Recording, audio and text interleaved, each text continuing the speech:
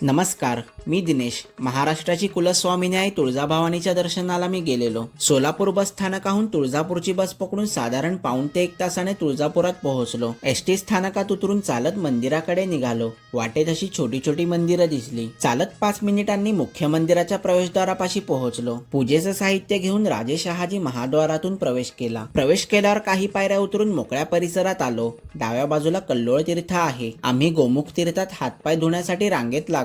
गोमुख तीर्थात उतरल्यावर गोमुखातून येणाऱ्या पाण्याने हातपाय धुतल्यावर प्रवासातला सर्व थकवा दूर झाला. तिथून पुढे आल्यावर उजव्या सोंडेच्या गणपती बाप्पांचं दर्शन घेतलं व बाजूच्या सरदार निंबाळकर प्रवेशद्वारामधून मुख्य मंदिर परिसरात प्रवेश केला. प्रवेश केल्यावर सुरुवातीला यज्ञ मंडपातील दिव्यात तेल टाकलं व तिथल्या देवीच्या पितळी मूर्तीचं दर्शन घेतलं. तिथून मग डाव्या बाजूने धर्मदर्शनाच्या रांगेसाठी इमारतीत प्रवेश केला. एकूण 4 मजल्यांच्या इमारतीतील 3ऱ्या मजल्याच्या रांगेत येऊन थांबलो. त्यानंतर 2ऱ्या मजल्यावर व नंतर पहिल्या मजल्यावर असं साधारण पाऊण ते 1 तास एका मजल्यावर लागला. पहिल्या मजल्यातून बाहेर पडून अंतिम टप्प्यात आलो. साधारण पावणे 2 तासाने देवीचं दर्शन घडलं. दर्शन घेऊन बाहेर येऊन परिसरातीलच गोंधळ पूजेचं स्थान, जावळ स्थान, मुख्य मंदिराचा कळस, लक्ष्मी नरसिंह मंदिर, मल्हारी मार्तंड मंदिर, दत्त दिगंबर मंदिर व चिंतामणी दगडाचं स्थान पाहून प्रदक्षिणा पूर्ण केली. तिथून मग स्टेडियम सारखंच भाविकांना बसायचं स्थान आहे. तिथे थोडा वेळ निवांत बसलो. तिथे थोडं थांबून मग आता परतीच्या वाटेला लागलो. तुम्हाला जर का तुळजापूरच्या महात्म्याविषयी व देवीविषयी काही पौराणिक माहिती जाणून घ्यायची असेल तर या शॉर्टमध्ये माझे फोटो व नावाखाली संपूर्ण व्हिडिओची लिंक मिळेल.